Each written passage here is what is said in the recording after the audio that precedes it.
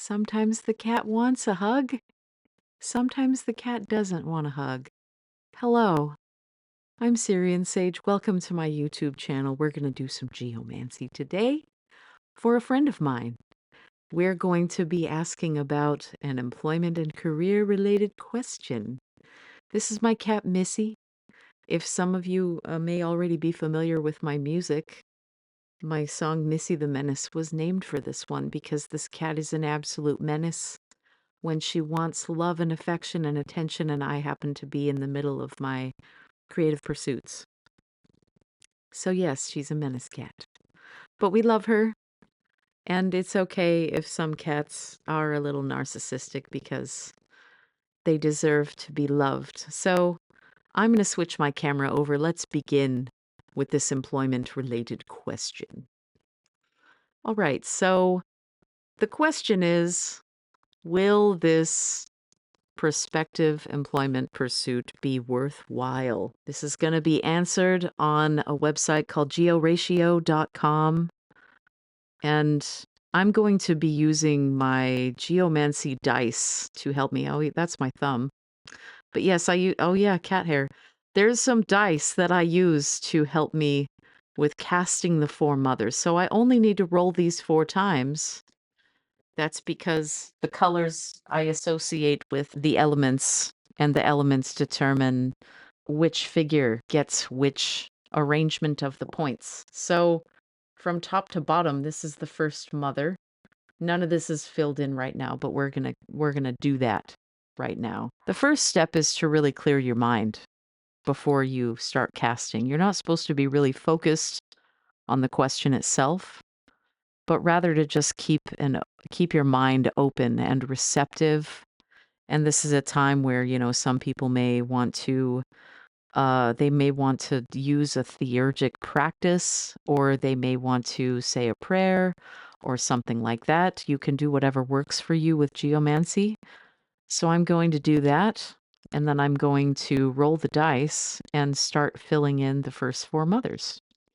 We are going to be asking this question of the 10th house, which you see at the very top of the square, and that is right here where this X is. This will be our quesited figure. This is going to show the figure that answers our question. And right here in blue, this is going to be our querent figure. So all you need to do is update the settings on the website for the quesited significator being in house 10. So now it changes the colors. So I'm going to go ahead and get ready for this. So I'll take just a moment. Okay, now the first that we have, the red dice, that's a 2. The yellow dice for air, that is a 7, so that's odd. And then we have another 2 and a 6. This is Rubius in the first house. Usually a geomancer might cast out the reading at this point, because it suggests that maybe the querent isn't being completely honest with the geomancer. But I'm going to keep going just because that's what I do. It's all about experimentation and empiricism with me. So, all right, the next figure is starting with a single point, and then we have another single point. We have an even number and another even number. That is Fortuna Minor. I'm going to name the figures as I go. All right, then we are looking at another single point, and another single point, another single point, and then a double point. This is Cata Draconis. It means the tail of the dragon. All right, now lastly, we have another odd number, and we have an even number for air, and then for water, we have another odd number and another odd number, and this gives us the figure Puella. So another thing that I'm seeing in this chart right away is that I'm not seeing any relation between the figures in the house chart. Conjunctio is a favorable figure. We have 2 inverse characters as the right witness and the left witness. And so whenever you see this, this is just something, if you're drawing a chart by hand, this is an indicator that if you have two figures whose sum of points adds up to an odd number and an odd number, then the judge will be even. And also, if the two figures for the right witness and left witness are even in their sum, then you will also get an even summed judge. There's a reason why you want to do this mathematical checking, and that is because the judge always must add up to an even number. The judge is an impartial figure, and the Latin root of that word impartial can relate to being free of bias and showing favor to no single side. It's another way of saying it's not odd. It's not a singular sided figure. So that's just a little mnemonic that might help you if you are learning geomancy yourself. So I want to tell you a little bit more about what Rubeus in the first house suggests. I have some notes that I have been making because I'm going to be teaching a class on this pretty soon.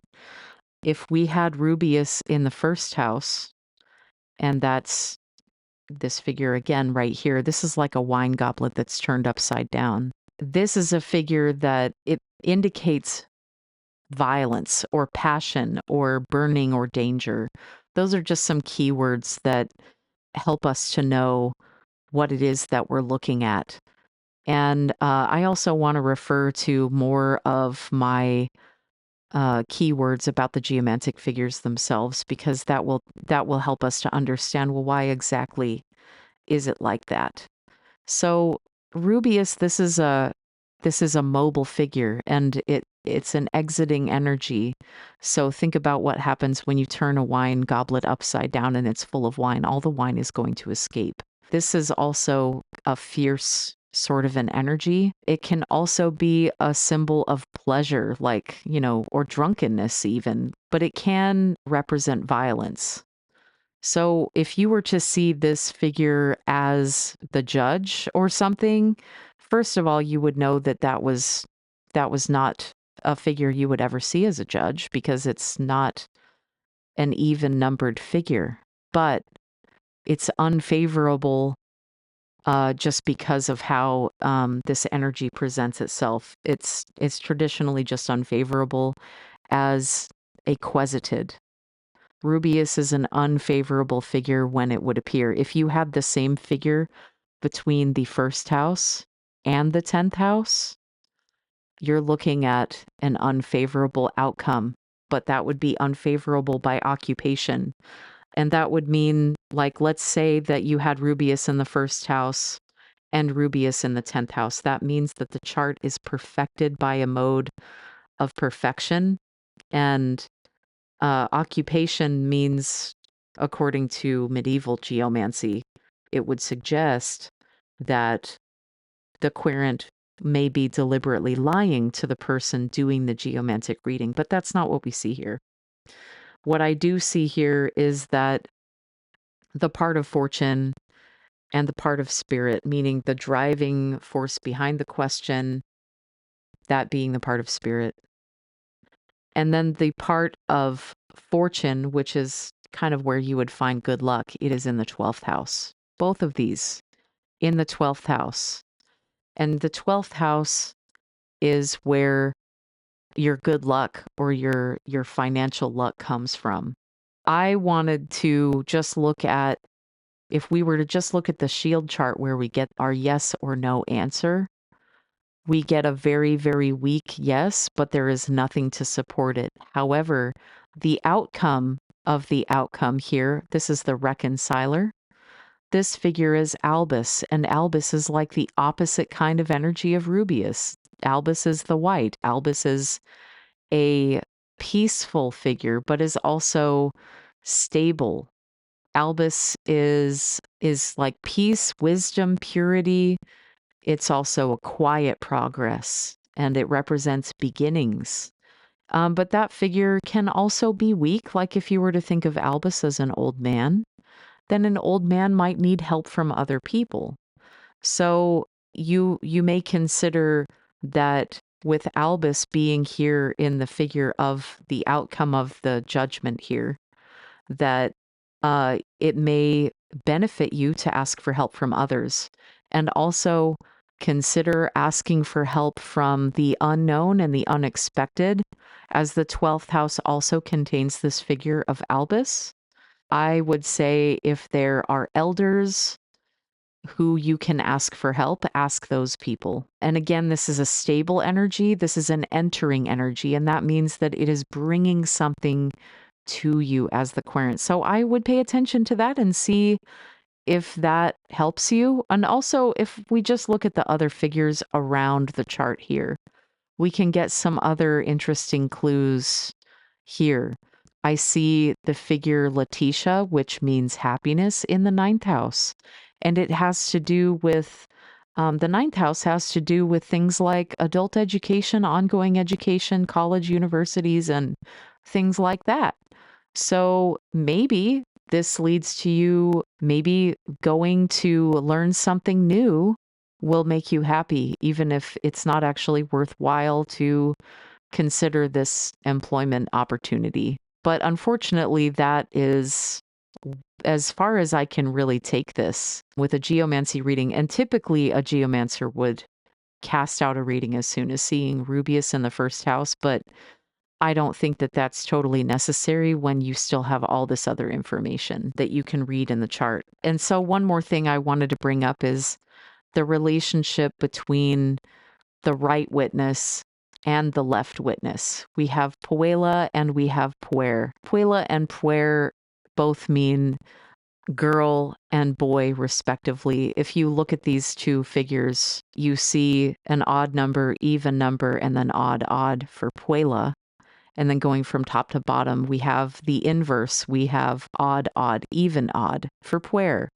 You could imagine these like they are exaggerated gender characteristics of a girl and a boy. The right witness, when we are looking, I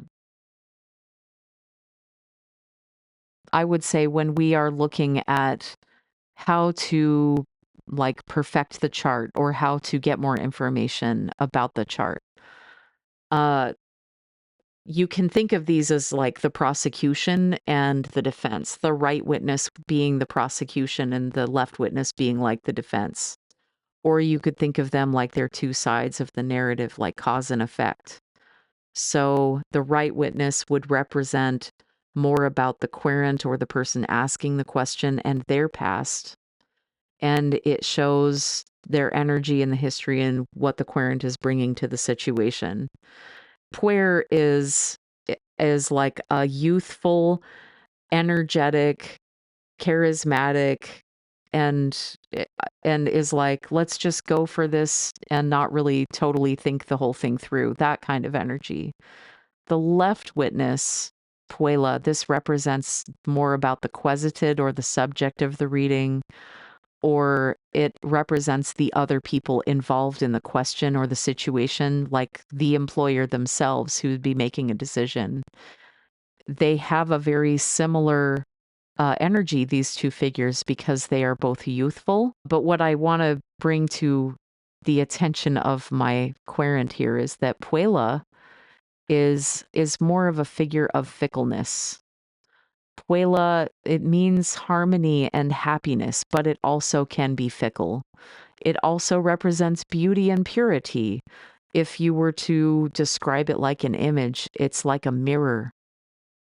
And again, this is a stable energy and it's entering energy, so it would be bringing energy to the situation. Puella is considered usually a favorable figure. But other than that, there's no other positive indicators in the rest of this chart that lead me to believe that this is going to be a worthwhile pursuit. Or maybe because Rubeus is in the 1st house here, it might be that our querent already knows that this would not be a worthwhile pursuit and that other avenues of success are available elsewhere. But it's going to come from, I think, the 12th house. It's going to come from an unexpected place or maybe an elder. So if you want to learn more about the figures, I would recommend that you visit my website, SirianSage.com. And for any of those of you who are watching, you can sign up for a reading through my website and you can get a reading on video just like this. I'm going to bring my webcam back. I am an Akashic Records reader. I also read the tarot and I read geomancy. I have been interested in the esoteric arts for many years, more than 10 years. And I really did it because I was very skeptical, but I'm also willing to be an empiricist. So I am willing to test it out and see if I can get results for myself.